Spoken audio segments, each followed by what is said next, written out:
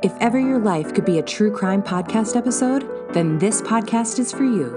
We're about to embark on a roller coaster of emotions, insights, survival, and stories about escape. So buckle up and let the journey begin. Hello, everybody. I'm Julie. And I'm Charity. And we work at an amazing place in Rapid City, South Dakota called the OneHeart campus. OneHeart is a 4-acre college-like campus with a mission to create pathways out of poverty for those who desire to thrive. We do that in a lot of different ways, but plain and simply by removing or reducing as many of the barriers as we can that tend to keep people living in the crisis of poverty. Do you want to tell them what all we have here on this lovely campus, Charity? Well, yeah, I mean, it's everything we can do to help alleviate burdens and free up available bandwidth for people so that they can actually get themselves out of the situations and the deep holes that they're in. Right. So from case management to other nonprofit partners to transitional living to childcare, transportation, food, a wellness center, a sweat lodge, a beautiful park, all kinds of stuff. And it was really predicated on, we are the first of our kind. We're very excited about it, but it's predicated on getting people out of crisis brain, which is what you're going to hear us talk a lot about through the regular episodes of the podcast. And we know that people can't move forward in life if they can't come out of crisis brain, and they can't come out of crisis brain if they don't feel safe. So we have an entire program that we call it Life Safety and Residential Support that keeps people here safe, making sure that, like in my case, negative, boyfriends, abusers, people cannot get to me. And that's, what was it? It's probably over 60% of our single females on females on campus have been victims of abuse. Almost 70% of our guests have been victims of violent crime. And so that safety is the biggest thing. And so we make them feel safe. We provide all these services and basic needs so then they don't have to be in survival mode anymore. And then it's like, oh my gosh, what can I do? Right. And they start to develop these amazing plans and really dare to dream. And we support them as long as they are doing the work. You want to talk about some of the success stories we've seen? Ooh, there's lots of good ones. We had a young woman early in 2023 who was probably one of our first graduates of the year. Not everybody gets to that graduate status, so it's a little bit, dare I say, elite, if you will, just because, again, we have lots of success stories, but to get to that highest level of having met a certain percentage of goals, leaving here with steady income and permanent housing options, that's a big one. So when all of those things can be wrapped up in a bow before you leave our campus, we give you that graduate title. And one of the young women here, I remember her care coordinator said, when she first started, a young woman, early 20s, single, that does make it a little bit easier to get to a living wage, right? And to be able to find housing because maybe you don't have childcare to worry about and just paying for the expense that kids are these days. But she said from the time she was 14 or 15 years old, she was one of the main providers for her family. Never really got to work on the things she wanted to work on her own terms. She was able to come to OneHeart. You want to talk about why she was taking care of her family? Well, pretty much everybody in her family, with the exception of a younger sibling, had substance use disorders. And we do see a lot of that on the campus, people who are struggling, and it's because of a past addiction. And typically you're going to struggle with that addiction for a long time, right? Because of the brain, because it changes the brain. And so this young woman, that was not her. She did not have an addiction issue, but having grown up in a family where that was prevalent, it did require her to basically not get to be a kid. Yeah, she was working to make sure food was on the table and she was Right. taking care of her family. And I mean, just an extraordinary story. Yeah, not typical Even before she got here. childhood, not typical teenage life. So she comes here and she is able to get her GED, which she had, not ever finished high school. She was able to get her GED while she was with us. She got a valid driver's license. She was able to purchase a vehicle. She was saving money while she's here. We don't charge people rent to be on this campus. We do expect them to work toward job skill or educational goals. Oftentimes they're doing multiple things at one time. I always say you don't pay to be here, but it is not a free ride. Yeah. Because they are working really hard. And this young woman's a great example. And when she left here, she had several $1,000s in savings and she had a permanent housing option. And one of the she best wasn't on any parts- benefits. She wasn't on any benefits. And actually, what I find to be the best part of the story is that she inspired her dad to go back and try to work toward his GED as well. And so before even this campus was open, we would talk about what an impact it could have on future generations, right? So that kiddos whose parents are struggling in the crisis of poverty would not necessarily grow up struggling in the crisis of poverty, that we could change those lives. Moving forward, right? Moving forward, the thought of changing a life generationally, but the other direction Behind, yeah. had not really, that hadn't never clicked crossed in. our minds. So that's just one example. And then more recently, had a gentleman who was on the campus almost exactly 2 years. Yep. His name is Justin, and Justin came to us after having sought treatment for a serious drug addiction.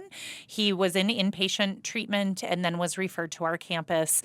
And after he had successfully completed that program, Justin had a lot of work to do. He had restitution to pay. He had to go through, I think some outpatient types of things to make sure he was staying on the right track. He was working, but he ended up starting a whole new career in plumbing. He told me that was never a job I would have thought I could do or Right. had any interest in doing. And we have a good relationship with one of the plumbing companies in town.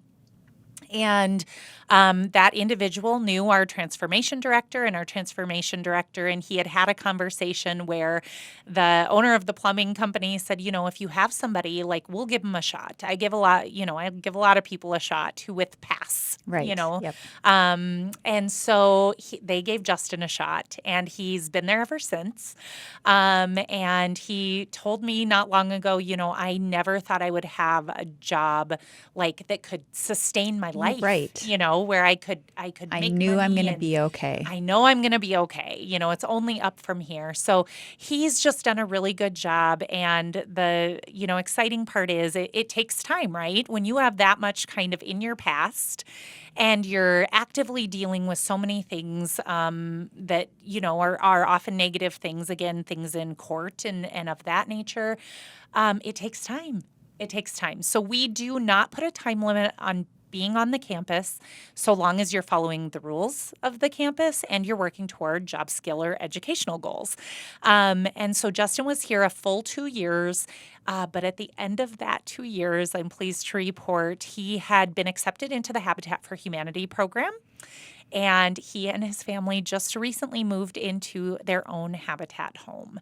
So very exciting stuff. I suspect we will see him again, but only for him to stop and say hi. I don't think we'll gonna ever miss need him. to provide the level of services No. that we had to provide when he first showed up at our door, right?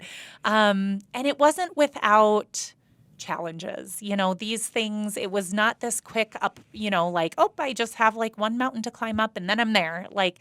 It's up and down and back and forth and all those Well, things. we very rarely do see people. In fact, I used to say we're still looking for that one unicorn that only needs One thing. in order to get their lives back on track, right? Right.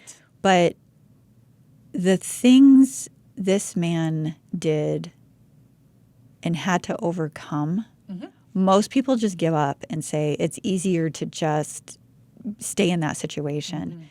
And he didn't, and he, he is a man with integrity, and he's so open about his story and his journey. And I barely held it together during the house dedication. And then as I'm walking to my car and all the way home, I was just bawling, and I'm happy. I'm so happy, but I'm also going to miss him because, he was just someone everybody on campus knew. Yep. Like, would walk around, you'd hear him. He was just so outgoing and always made me smile, always made everybody smile. Just an amazing human being. And I am just so, so, so proud of it. Like, it's crazy. Okay, I'm figuring it out now. This hit me yesterday when so I have 2 adult children. When the first one flew the nest, about 3 days after she left, I went through this wild, I just bawling in the middle of the night kind of a thing. And then with my son, I thought, this is going to be better. But then it was COVID. He was a freshman in college during COVID, and I had to take him to this dorm, and everything is shut. He can't meet people. And so I cried all the way home there. And this is what I'm doing again. It's that empty nest syndrome. Oh gosh, I need to stop imprinting on our guests here.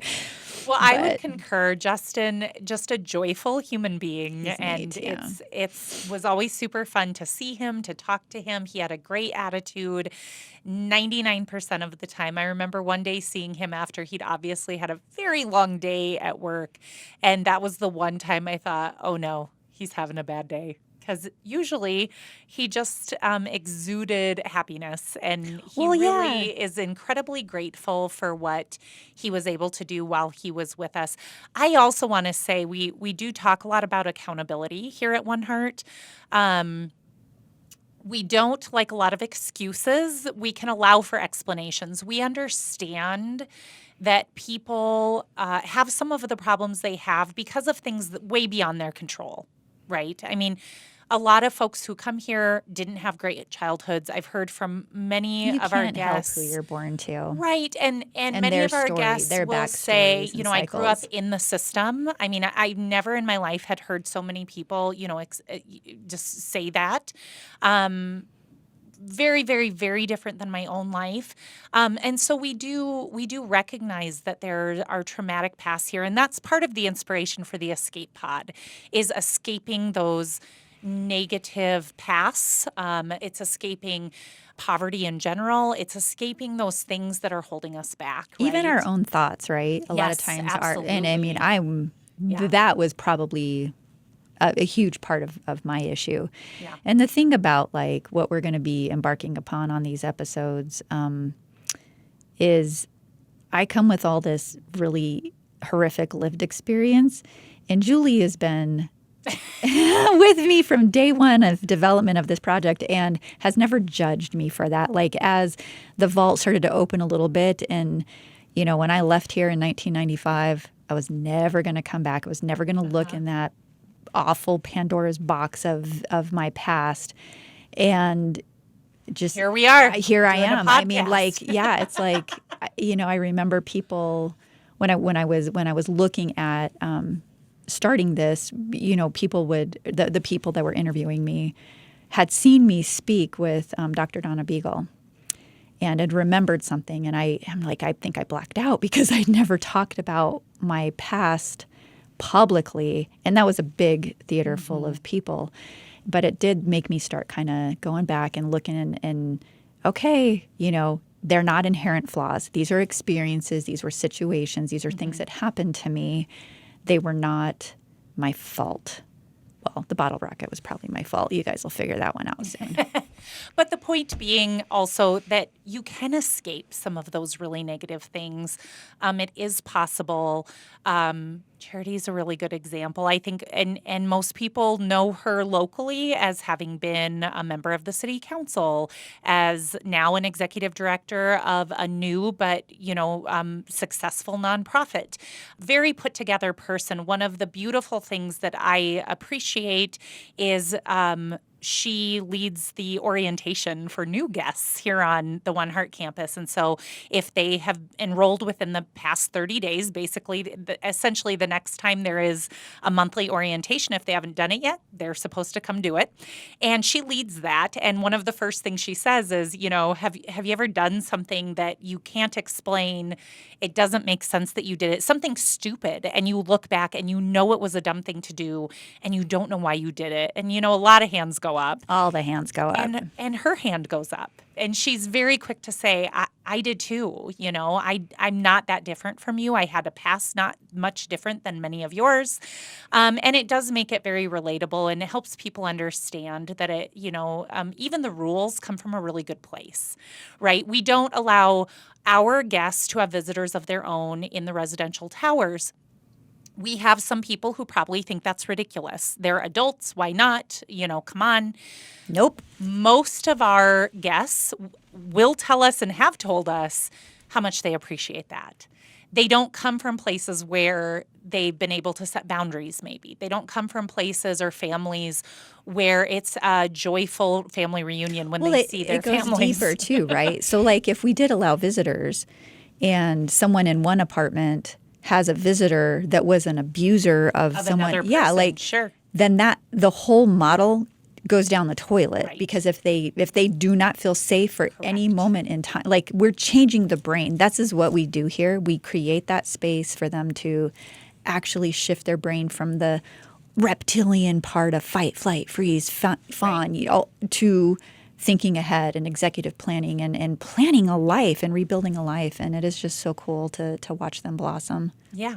So we have lots of proof here on the campus, including in our fearless leader who tells us she's not fearless, but she puts on a good face. I'm actually a big chicken shit. Puts on a good face. But we have lots of examples of people who have been able to escape the negativity in their life, and we will share some of those as we go through the escape pod as well. So stay with us, have fun with us, know that some of the topics are tough, but we'll also have a little fun along the way too. And so escape with us every week, if you will.